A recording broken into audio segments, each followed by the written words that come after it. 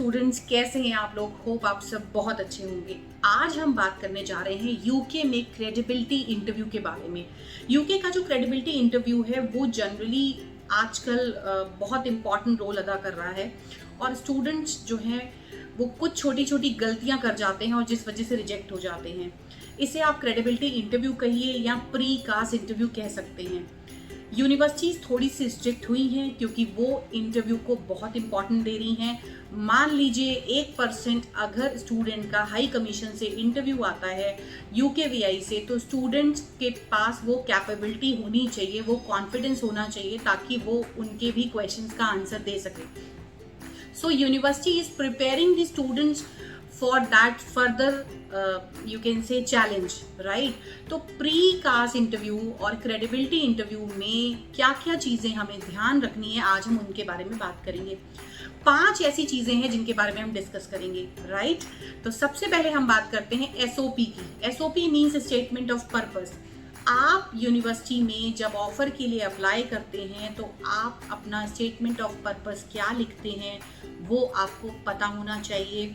आपको proper clearance होना चाहिए कि आपने जो जो जस्टिफिकेशन अपनी एजुकेशन को लेके, अपने इंटरेस्ट को लेके, अपने कोर्स सर्च को लेके दिया है वो एज इट इज़ आप इंटरव्यू के टाइम पर भी बोलें, क्योंकि यूनिवर्सिटी जब भी आपसे क्वेश्चन आयर करती हैं वो आपके एसओपी से रिलेटेड क्वेश्चंस ही करती हैं। तो ध्यान रखें आपकी एसओपी में बिल्कुल क्लियर जस्टिफिकेशंस होना चाहिए, आपके बैकग्राउंड, आपकी क्वालिफिकेशंस के बारे में, आपके फर्दर प्लान्स के बारे में।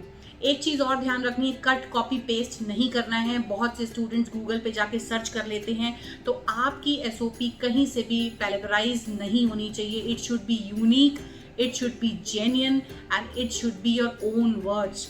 वो शब्द होने चाहिए जिसे आप डिस्कस करें, जिसे आप क्लैरिफाई और जस्टिफाई यूनिवर्सिटी के सामने कर सकें, राइट। अब हम बात करते हैं दूसरी चीज़ के बारे में। दूसरी चीज़ है आपका फ्यूचर प्लान। सेकेंड पॉइंट जो है वो है फ्यूचर प्लान। आप ये क्वालिफिकेशन करके आगे क्या करने वाले हैं ये आपके सामने क्लियर होना चाहिए। बहुत से स्टूडेंट ये चीज़ नहीं बता पाते हैं, उनको तो बस ये कि हमें बस जाना है, हमारा वीज़ा लग जाए, हम यूके पहुंच जाएं। तो यूके पहुंचने का पर्पस आपको बताना पड़ेगा, आपको यूनिवर्सिटी को ये चीज़ जस्टिफाई करनी पड़ेगी कि आपने जो कोर्स चूज़ किया है उसके बाद आपका फ्यूचर प्लान क्या है। आप जॉब करना चाहते हैं, आप बिजनेस करना चाहते हैं, आप किस लाइन में अपने आप को, करियर को मोड़ देना चाहते हैं। ये चीज़ एसओपी में भी मेंशन होती है। एसओपी में फ्यूचर प्लान को आप प्रॉपर जस्टिफाई करते हैं। तो ध्यान रखिए, पहली चीज़ एसओपी, दूसरी चीज़ आपका फ्यूचर प्लान। अब हम बात करते हैं तीसरी चीज़ के बारे में। तीसरी चीज़ है वाई। हर जगह ये वाई क्वेश्चन आएगा और you have to be very prepare for this why question. Why this country, why this course, why this UK, right, और वाई दिस यूनिवर्सिटी। तो हर जगह वाई आ रहा है and you have to justify कि आपने ये यूनिवर्सिटी क्यों चूज करी, आपने ये कोर्स क्यों चूज किया, आपने ये कंट्री क्यों चूज करी। साथ ही साथ आप कंपेयर करेंगे। अगर वो आपसे पूछते हैं कि why have you chosen UK not Australia and not Canada, तो आप जस्टिफाई करिए कि आपने कनाडा और यूके को क्यों चूज नहीं किया, आपने इसी यूनिवर्सिटी को क्यों चूज किया, किसी और को क्यों नहीं किया, वो भी जस्टिफाई करिए। आपने इस कोर्स को क्यों चूज किया और दूसरे कोर्स के बारे में आप नहीं गए, क्यों। तो this why you have to be very prepare for this answer कि वाई आपको जवाब देना है कि वाई हम कैसे करेंगे, राइट। 3 चीज़ें मैंने बता दी। अब हम चौथे पे आते हैं। चौथे का मतलब है कभी कभी स्टूडेंट्स एक्स्ट्रा ऑर्डिनरी चीज़ों पे चले जाते हैं, राइट, और उनके आंसर पॉइंटलेस हो जाते हैं और अनएक्सप्लेन्ड हो जाते हैं। और यूनिवर्सिटी जब रिजेक्ट करती है तो वो सबसे इम्पॉर्टेंट नीचे रिजेक्शन का रीज़न लिख देती है, अनएक्सप्लेन्ड और पॉइंटलेस। तो आपसे जो पूछा जाए उसे आप पॉइंट टू पॉइंट बताइए। अननेसेसरी कहीं की बात कहीं मत लेके जाइए, जितना पूछा जाए उतना बताइए।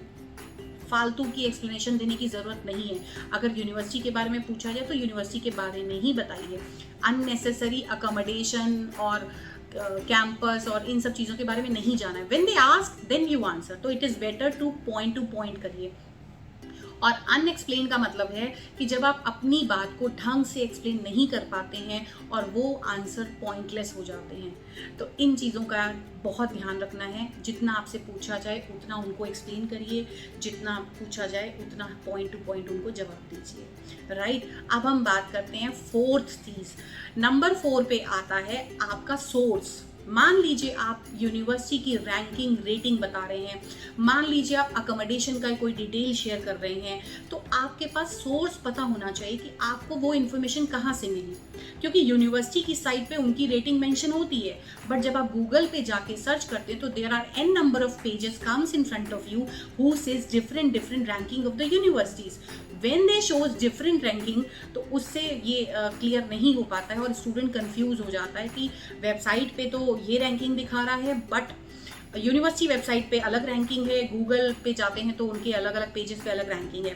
तो it is better you show them, you justify them the source कि आपको ये इन्फॉर्मेशन कहाँ से मिली, आप ये सोर्स बताएं उन्हें। ठीक है, कहीं से भी अब तुक्का ना चलाएं कि हमने देखा था, हमें पता था। No, you should have proper source whatever you are saying in front of interviewer. Okay, अब हम बात करते हैं सबसे आखिरी, at last not the least but last. इसमें हम बात करेंगे आपको जनरली ये सारे पॉइंट्स पे फोकस करने के बाद अपने प्रेजेंस ऑफ माइंड पे फोकस करना है। जरूरी है, आपसे ये सारी चीज़ें पूछी जा सकती हैं, but some time university ask some different kind of questions, you know, not exactly different, related to your study, related to your background. तो उनका जो फोकस है वो ये चेक करना चाहते हैं कि आप कितने स्पॉन्टेनियस हैं, आपको रट्टाफिकेशन तो नहीं किया है आपने, ये सारे आंसर्स तो आप देते जा रहे हैं but few of the normal questions you are not going to answer। जैसे suddenly they can ask you what is your passport number, वो आपसे पासपोर्ट नंबर पूछ सकते हैं। suddenly they can ask you about your last qualifications, वो आपके last qualification के percentage पूछ सकते हैं, मॉड्यूल पूछ सकते हैं। राइट, तो मान लीजिए आपने बीकॉम किया हुआ है और आप MSc इन स्ट्रैटेजिक मैनेजमेंट के लिए अप्लाई कर रहे हैं और यूनिवर्सिटी आपसे बीकॉम के सब्जेक्ट पूछ रही है but you are not able to answer them. आपको पता ही नहीं है आपने कौन कौन से मॉड्यूल्स पढ़े हैं आपने बीकॉम में, पता होते हैं बट इतना ध्यान नहीं रहता है। तो प्रेजेंस ऑफ माइंड उस समय काम करता है। You should have well versed that what you have studied in your past. आपने अपने लास्ट में क्या पढ़ा है, 12th के ओवरऑल परसेंटेज कितने हैं, 12th में आपके पास कौन कौन से सब्जेक्ट्स थे। राइट, तो ये सारी चीज़ों पे आपको काम करना है। प्रेजेंस ऑफ माइंड और आपका स्पॉन्टेनियस होना बहुत इंपॉर्टेंट है। देखिए, कन्वर्सेशन आप करते हो उसमें आपका कम्युनिकेशन चेक होता है। University is going to check your conversation, your communication. Okay, but the basic important part is that how prepare you are, आप कितने प्रिपेयर हैं अपने इंटरव्यू देने के लिए। और यूनिवर्सिटीज़ देखिए, अब यूनिवर्सिटी से सिस्टम कर दिया है, अगर वो प्रीकास्ट इंटरव्यू लेते हैं there is a minimum deposit they are asking for, either 2000 pound, 3000 pound, 4000 pound. एक डिपॉजिट करिए, अपना इंटरव्यू दीजिए so that university can get some serious students. अभी क्या था, जब कोई चीज़ वो नहीं लेते थे, कोई फीस नहीं होती थी, तो बहुत से बच्चे इंटरव्यू देने लग जाते थे और बहुत से बच्चे बैकआउट हो जाते थे। तो यूनिवर्सिटी का कहना था कि हमारा टाइम बहुत वेस्ट हो रहा है, we are continuously working on students but students are not going to turn up. तो उस कंडीशन में यूनिवर्सिटी ने ये सिस्टम रख दिया दैट प्री कास्ट फीस और प्री डिपॉजिट आपका जाएगा, अपना इंटरव्यू दीजिए, इंटरव्यू क्लियर है तो आगे प्रोसेस होगा, नहीं क्लियर होगा तो टेक योर रिफंड। और रिफंड आने में टाइम लगता है, इट टेक्स 2-3 मंथ्स। तो अननेसेसरी अब आपको ये नहीं करना है कि हम हर जगह पर अप्लाई करते चलें, प्री डिपॉजिट फीस देते चलें और हम मान लीजिए हम रिफंड मंगा रहे हैं तो हमारा तो टाइम निकल जाएगा। राइट, तो सबसे इम्पॉर्टेंट पार्ट है आपको अपने क्रेडिबिलिटी इंटरव्यू पे काम करना है और सीरियसली करना है, प्रॉपर रिसर्च के साथ करना है। आप किसी एजेंट के पास जाते हैं, एजेंट आपकी फाइल प्रोसेस करेंगे, आपको ऑफर ला के देंगे, आपको फर्दर प्रोसीजर बताएंगे, बट जो सेल्फ रिसर्च है वो आपको खुद करनी है। आप पढ़ने जा रहे हैं वहाँ पर, you are going on study visa and you should have proper knowledge regarding all these things. अपने प्रेजेंस ऑफ माइंड को याद रखिए। प्रेजेंस ऑफ माइंड आपको शो करना है, you have to show your presence of mind that की बेसिक चीज़ें आपको पता होनी चाहिए कि आपका पासपोर्ट नंबर क्या है, मॉड्यूल्स क्या है। अच्छा, हीथ्रो एयरपोर्ट से आप यूनिवर्सिटी तक कैसे जाएंगे, some basic little bit courses, questions they can ask you just to check your presence of mind. तो होपफुली मैंने आपको आज 5-6 पॉइंट डिस्कस कर लिए। अगर आप इन 5-6 पॉइंट्स पे अच्छे से काम कर लेते हैं, फोकस होके कर लेते हैं, तो आप पहली बार में ही अपना क्रेडिबिलिटी इंटरव्यू निकाल लेंगे। आपको हेल्प मिलती है, आपको असिस्टेंस मिलेगा, सारी चीज़ों में I help you out, but बोलना आपको ही है। तो it is better you prepare yourself in a proper manner. हर चीज़ में आपको रिसर्च करके तब बोलना है। ये नहीं कि हमने यहाँ देखा ये, वहाँ देखा वो, and you are saying even you don't no.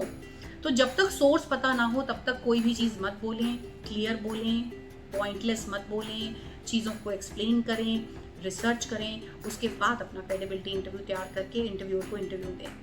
Hope आपको ये वीडियो अच्छी लगी होगी। मुझे अच्छा लगता है जब मैं इस तरह की इन्फॉर्मेशन आपके साथ शेयर करती हूँ। मेरी वीडियोस अगर आपको लगती हैं कि आपके काम की हैं तो इसे लाइक करिए, नहीं लगती है तो डिसलाइक करिए, मेरे चैनल को सब्सक्राइब करिए।